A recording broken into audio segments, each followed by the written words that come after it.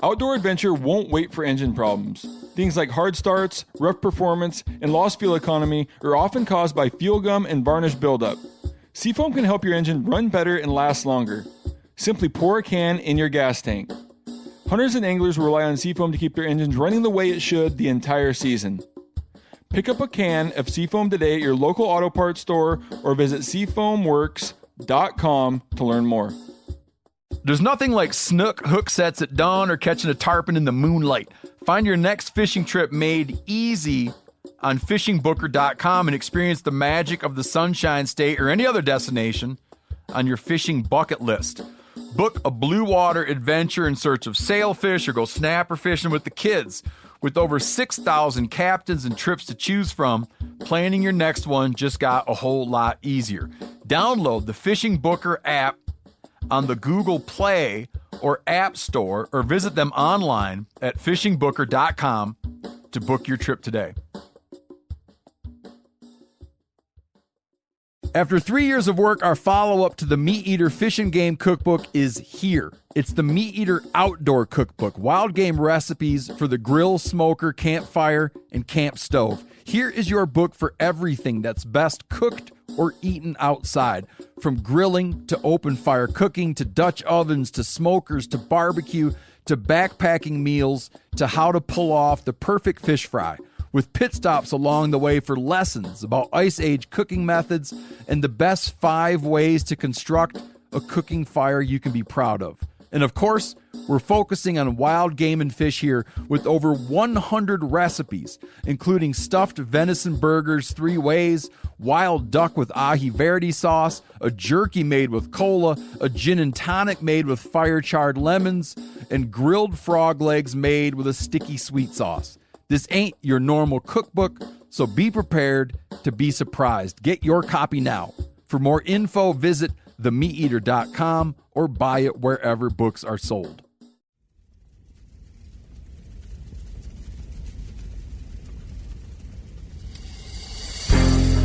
As a guide and hunter, I've spent thousands of days in the field. This show is about translating my hard-won experiences into tips and tactics that'll get you closer to your ultimate goal, success in the field. I'm Remy Warren. This is Cutting the Distance. When it comes to processing and butchering wild game, if I think about it, I've literally cut up meat everywhere. I'm talking hotels, motels, back of the truck. One time in this multi-million-dollar condo, which is kind of an interesting story, at a friend's house, on boats, various parking lots. And most of this for me is because I've been just traveling to different places, out-of-state hunts, what have you. So maybe you're traveling for a hunt this season, or maybe you're just not fully set up with a complete butcher station at your house. Not everybody has space to hang a whole elk or have a walk-in freezer, but you do want to process the animal yourself. As a self-proclaimed, I would say, small space butcher expert, it's kind of a tongue twister, I have a few trips to help you successfully manage the butchering task with limited room and how to make the job more simple with limited time. But first, I want to answer the question, where's the strangest place I've processed game meat?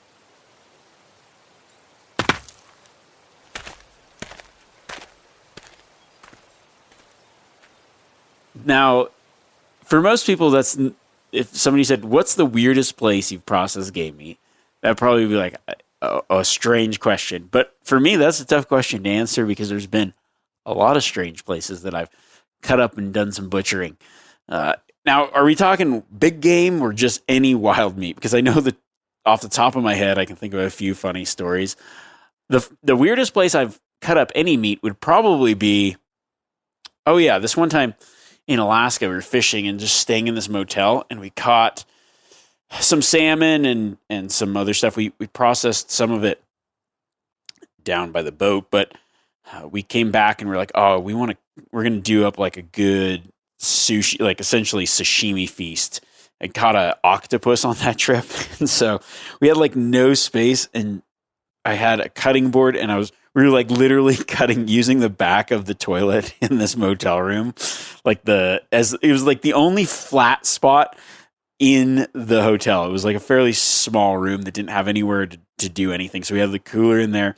We pull out this octopus. We're like slicing up sashimi on the cutting board on the back of the toilet in the motel room, and then went out back and had ourselves a sashimi dinner. That was pretty strange. We called it toilet sushi, but I know it sounds disgusting, but it was really good. It was a long day.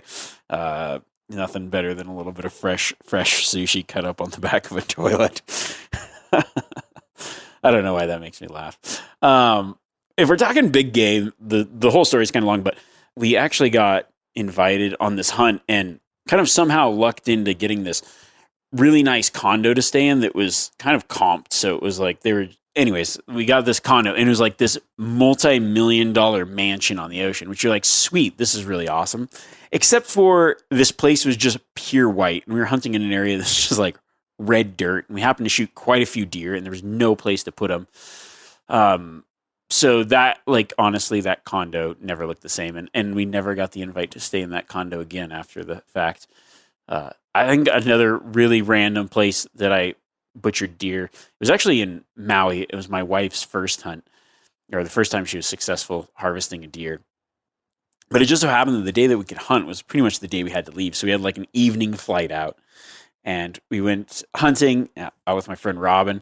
And she shoots her buck. And we're like, okay. We're like looking at the time. We're like, we got to get to the airport. Because as things go when you're hunting, it's like, oh, we'll do that one more stalk. We'll do that one more whatever. So we shoot this deer. We pack it back. We get it in the truck. He's got a big Yeti in the back. We throw the meat in there. And we're just thinking like, dude, we don't have time to run back to your house, get to the airport, whatever. Generally, when I'm traveling, I bring everything. I've got like a Yeti backflip soft side cooler.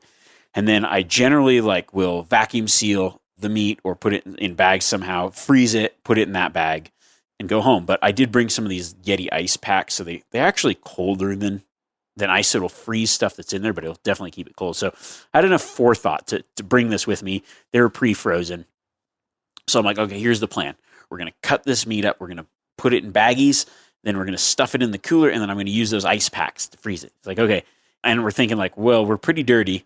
We probably should shower. So he's like, oh, there's a country club I'm a member too along the way. So we're like, sweet, this will be perfect, right? So we roll up to the country club, and it's like we're parked in their dirty vehicle. There's all these like nice cars, golf course, whatever.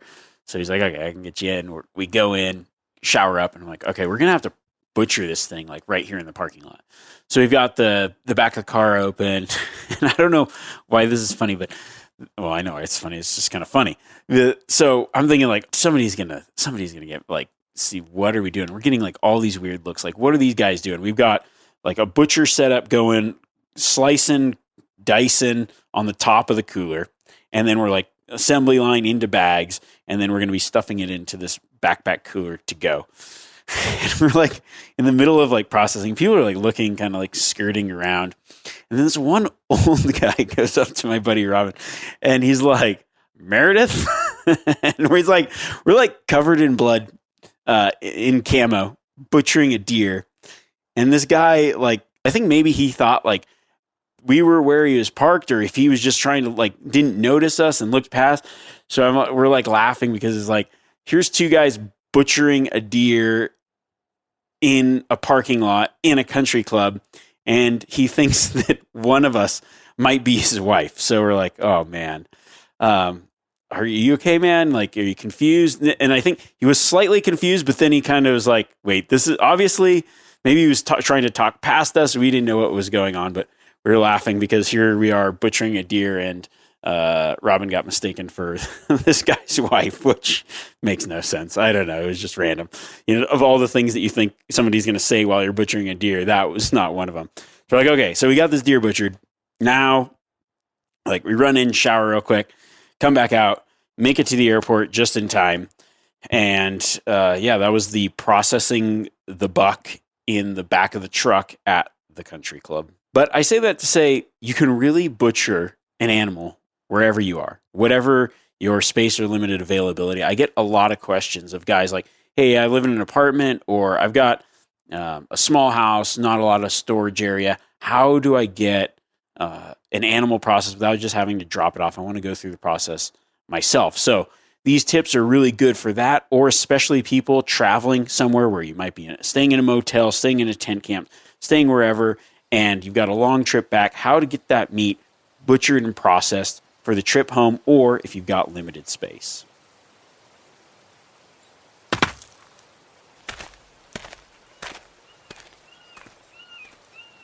I'm going to set this up with 3 scenarios that I think a lot of people will encounter at some point. So the first scenario would be, maybe you're that traveling hunter, you shot a deer, maybe you say, hey, you drew a Wyoming deer tag, went out to Wyoming, staying in a local motel, and you're like, well, what do? I've got a deer, but I've got a long drive home, or I've got extra time. Maybe your buddy's got a tag, or you guys have a couple days before you got to head home. Well, what do?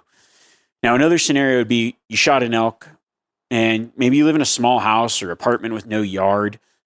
I get that question a lot. And then the third scenario would be, let's say you had it doesn't even matter, but let's say it's a cow elk tag, right? You go out, the last day you're hunting weekend, Sunday, you shoot a cow elk. You're like, sweet. You get home late, but Monday morning, you have to go to work. Now what?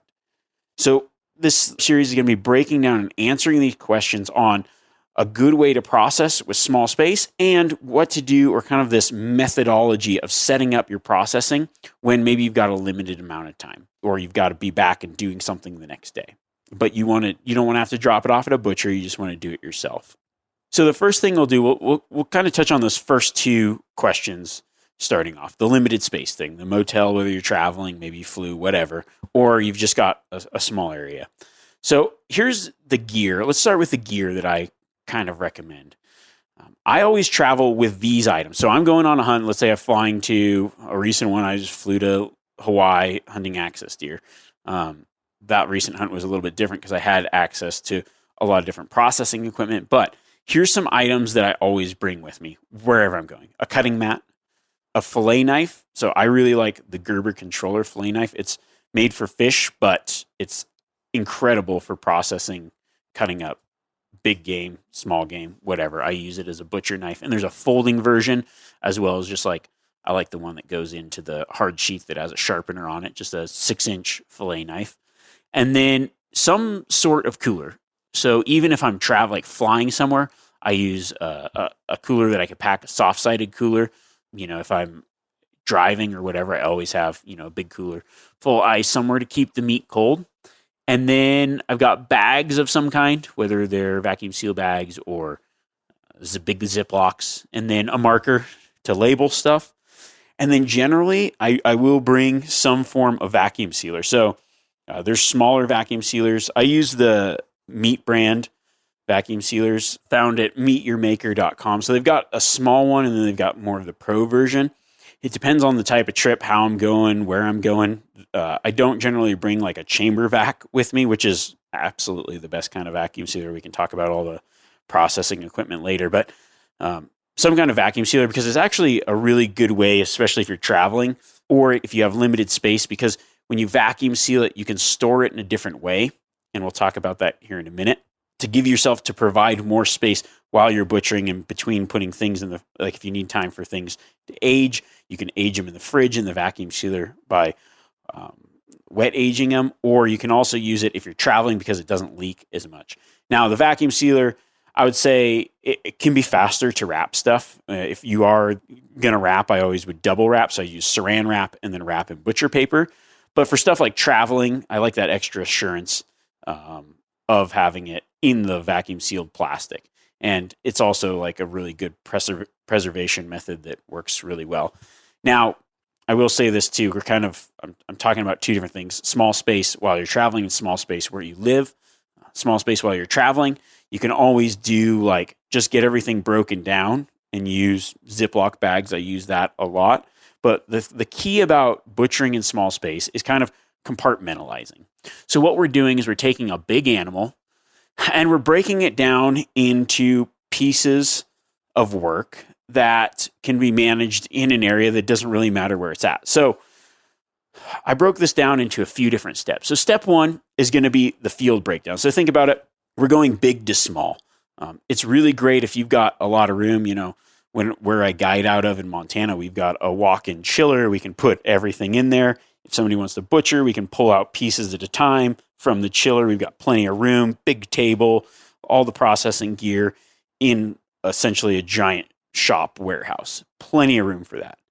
But that's not the case all the time. That's a very rare case. So what we need to think about is, well, we don't have room to take care of an entire animal. We need to kind of figure out the steps along the way and where to do these steps to make it super manageable in an area the size of your tailgate. So step one is going to be the field breakdown. What the field breakdown is going to be is skinning and quartering the animal in the field.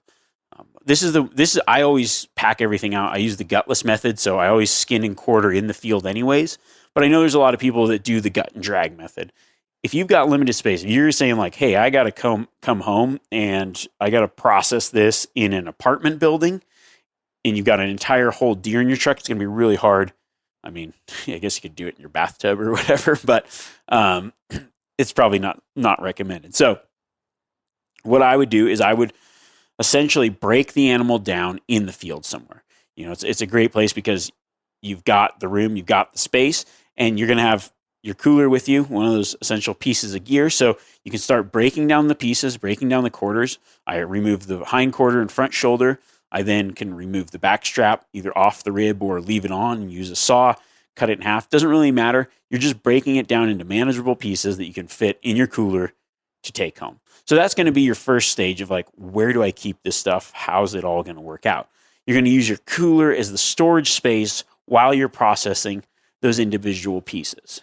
Now, let's say we get back to our motel, our hotel, the back of the truck, wherever, and it's time to break down. So step two is going to be breaking down those pieces into the butcher portion. So while you're butchering one piece, everything else is going to be chilled in your cooler.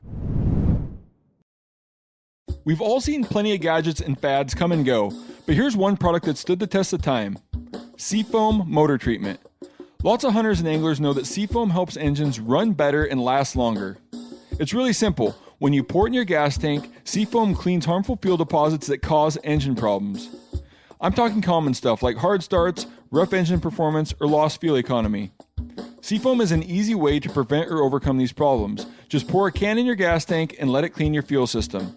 You probably know someone who has used a can of Seafoam to get their truck or boat going again. People everywhere rely on Seafoam to keep their trucks, boats, and small engines running the way that they should the entire season. Help your engine run better and last longer. Pick up a can of Seafoam today at your local auto parts store or visit seafoamworks.com to learn more. There's nothing like snook hook sets at dawn or catching a tarpon in the moonlight. Find your next fishing trip made easy on fishingbooker.com and experience the magic of the Sunshine State or any other destination on your fishing bucket list. Book a blue water adventure in search of sailfish or go snapper fishing with the kids. With over 6,000 captains and trips to choose from, planning your next one just got a whole lot easier. Download the Fishing Booker app on the Google Play or App Store or visit them online at fishingbooker.com to book your trip today. You ever get that feeling you're stuck inside staring at screens and a primal urge kicks in? You crave wide open spaces, fresh air, the chance to connect with the land. Well, maybe it's time to find your own piece of the wild, but searching for property can be a maze. That's where Land.com comes in. They got millions of listings across the country, from mountain ranches to hidden fishing holes. Their search tools are like a seasoned guide helping you narrow down what you want. Land.com isn't just about buying and selling. It's about finding a place to hunt, fish, explore, or simply sit by a campfire and listen to the crickets. So head over to Land.com today to turn one day into today. Because trust me, there's nothing quite like the feeling of standing on your own piece of earth. So step two is going to be the deboning process. And I generally do this once I get unless it's a super far pack out, I'll actually start the deboning process right at the kill site. Like if it's an elk and I'm like, man, I'm way back here.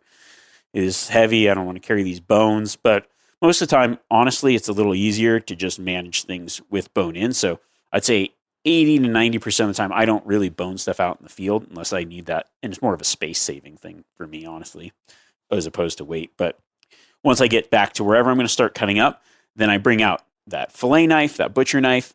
I've got my cutting mat, and I'm going to start deboning those quarters wherever I'm at. This can be on the tailgate. This could be in the kitchen of your motel room, hotel room, condo, house, apartment, whatever. So you got all your other pieces in there. You pull out one quarter, and now you're going to start breaking down, deboning. You're removing the muscle groups, and you're like, sweet, this is the first stage of the butchering process. And just as a little like hint tip, the way the muscles grow, the thing that I do, if I got a front shoulder, a hind quarter, let's start with a hind quarter, you just start separating those muscle groups out. You'll see there's the fascia that kind of holds everything together. You'll go in there, you'll take your knife, and you'll just start laying out and separating out the different cuts and the different pieces of meat.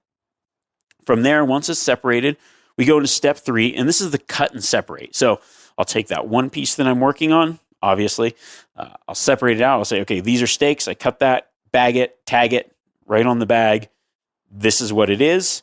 And then I have a separate bag set aside for the grind, because that's one thing. There's a lot of grind off these animals, and that's the thing that starts piling up. So I start one bag for grind, and then I start bagging out my individual butcher cuts. So I've got those cuts, and then I start to store and put away the grind in the freezer. So if it's in a Ziploc or a vacuum seal bag, I'll close that bag, seal it, stick that in the freezer. One thing that you want to think about is, I get the question a lot. Okay, I don't have a lot of space. How do I age the animal? So there's a couple ways that I do that in the storage process before I cut it or after I cut it, depending on how much time you have and how much space you have. So that's where the vacuum sealer comes in. One thing you'll find, so the aging process, what it does is it breaks down that rigor mortis and makes the meat more tender. People ask okay, if I freeze it right away, if I shoot it, I cut it up and I freeze it right away, will it be tough? The answer is probably yes, because what you're going to get is a term called cold shortening, where you freeze the meat before the rigor has time to break down, and it's kind of going to always be tough. So here's your options. You can either dry age it or wet age it. Dry aging is kind of keeping it in a climate-controlled environment and giving it a little bit of time to break down. The way that I do this in my house, I use plastic meat totes. I clear out my fridge, and I try to stack everything on one shelf. And then I keep the meat in the fridge for a little bit, but you want it to be spread out enough where it's got room to breathe. If you don't have that space, you could do it in the cooler. You just want to make sure that it's not sitting in water. It's not going to dry age where it's going to develop a crust, but it will be allowed to age in that cold storage. I don't suggest aging things in the cooler, though. I think that they turn out not as well. They can kind of sometimes, because it's really hard to keep them out of the water. So that's your last case scenario. The next scenario would be, you could do it one of two ways, which would be a wet age. And what that is you're using your vacuum seal to remove any oxygen that could cause the meat to go bad. So you're kind of preserving it, and then you're keeping it under cool temperature, which could be your refrigerator. But the nice thing about this is it doesn't leak, it doesn't cause a mess, and you can stack things on top of each other in the fridge. So you've got limited space. I go with this wet age process almost 90% of the time, because I can start to butcher if I need to right away, and then I can use the refrigerator to let the rigor mortis break down without letting oxygen get to it, where it's going to start crusting over. You don't have as much meat loss or whatever after the fact, and it still comes out extremely tender. So you can do this wet aging process in one of two ways. You can butcher it, vacuum seal it, store it in the fridge for a week, and then freeze it. Or even you can go up to 2 months like this. I've done it where I've actually just vacuum sealed the whole hind quarter, wet aged it, let it sit in the fridge for about a month, 3 to 4 weeks, and then taken it out, butchered it, sealed it back up, and put it in the freezer. But you can do it either way. That's where that vacuum sealer comes in handy for this process. Let's say you need a little bit of more aging to go. You've got enough time where you're hey, I can butcher it in a few days. I can butcher it next weekend. Then you would probably get the vacuum seal, create a long bag, vacuum seal each individual broken down piece, or maybe a big block of boned out pieces, vacuum seal it, and then pull those out and start to process. Now let's answer that question. Maybe you were on a hunt and you got something the last day and you don't have time to butcher it right away because you've got to go to work or whatever. This is a real life scenario. I run into this more times than not. A lot of friends I know, this is the problem. You get home, you're like, man, I want to process this myself, but I was like, I feel like I don't have the time. What do I do? How long can it last? How do I take care of it? I don't want it to go bad. Like, this is the whole reason I went out, struggled all week. I finally am successful. I want the meat to be really good. Do I just drop it off at the butcher, or do I do it myself? And that's a really good question to ask, but it is definitely doable to do yourself. And it's kind of on some of these things that we started to touch on.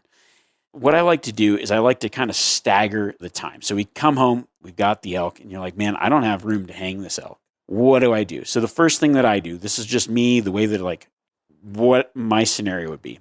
Let's say I've got room for 1 or 2 quarters in the fridge, or if I could hang it in my garage and the temperature's right, awesome. That's what I would do. I like to keep it around. I mean, I kind of play with it a little bit. You want to kind of keep it around that 40 degrees if you can.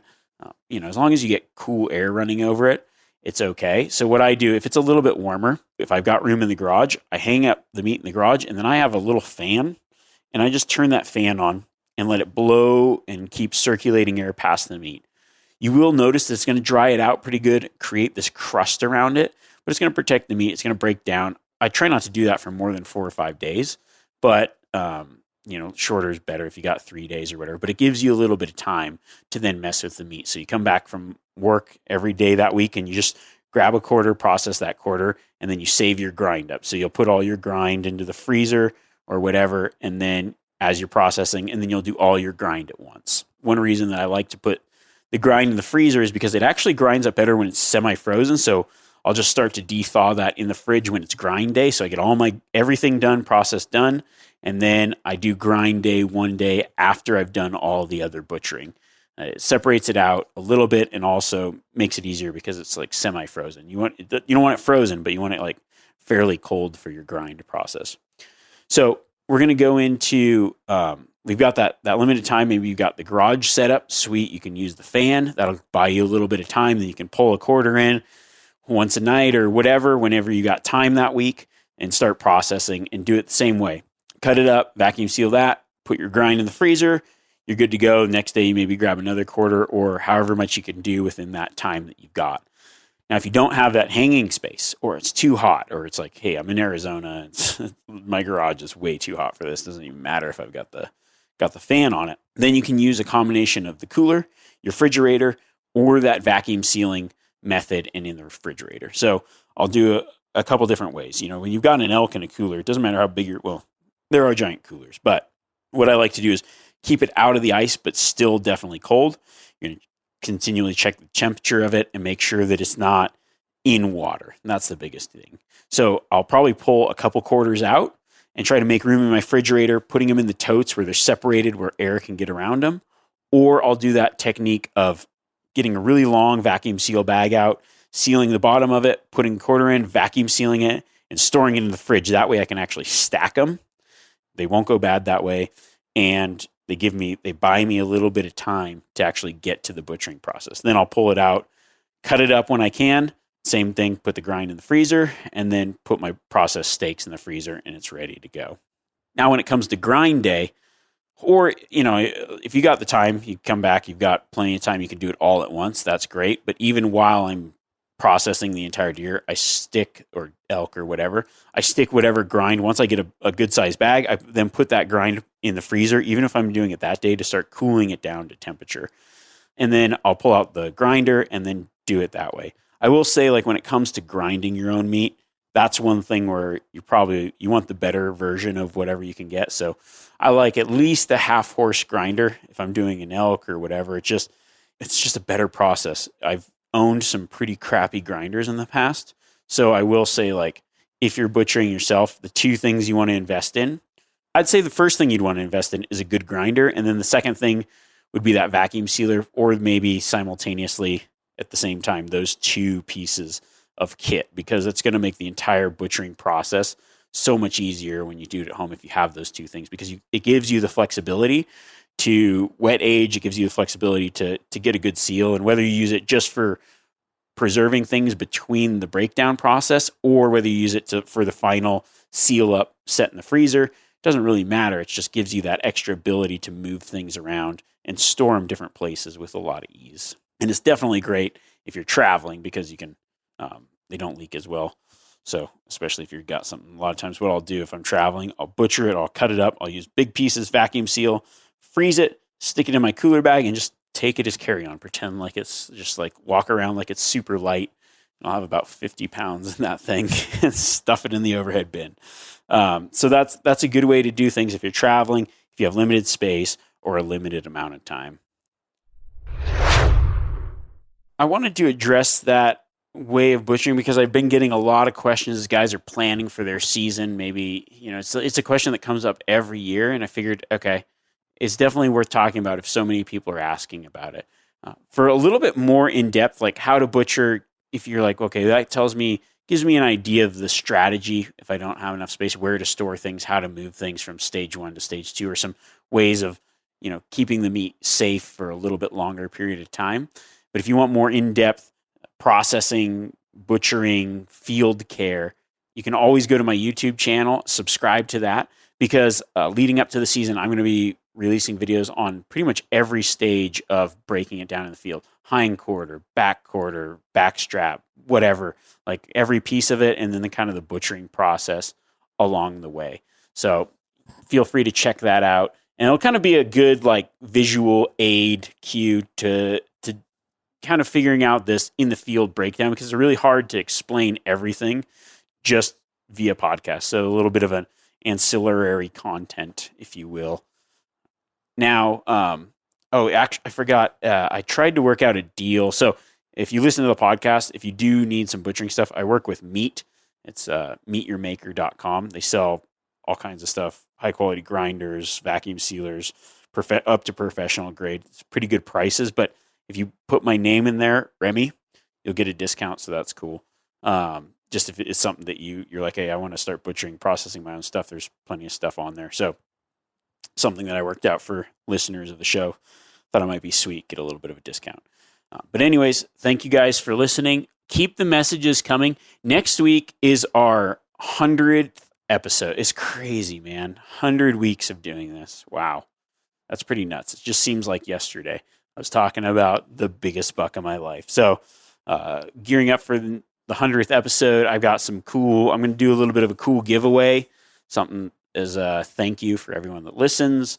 And we'll talk about some of my favorite tactics and go over some solid tips, maybe even a little bit of flashback session, and maybe figure out the total sign-off, the final sign-off. So until next week, keep cutting. Well, that works good. That was good, because it's like, keep cutting the distance, but I was talking about meat. That could be the goat of sign-offs. I like that one. All right. Keep cutting, guys.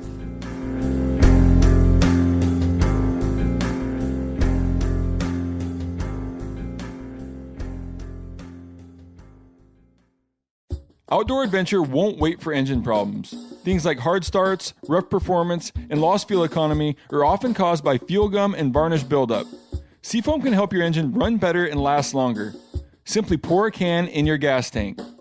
Hunters and anglers rely on Seafoam to keep their engines running the way it should the entire season.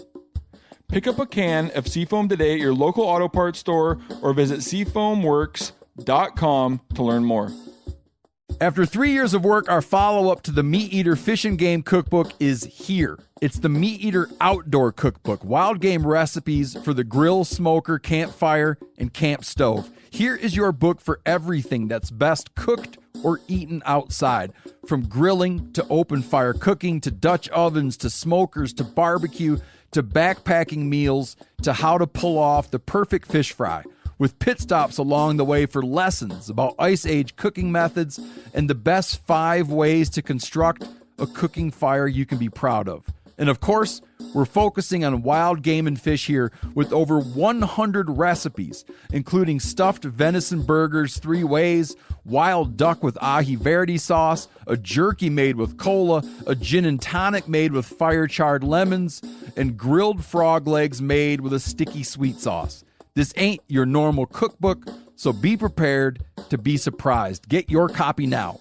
For more info, visit themeateater.com or buy it wherever books are sold.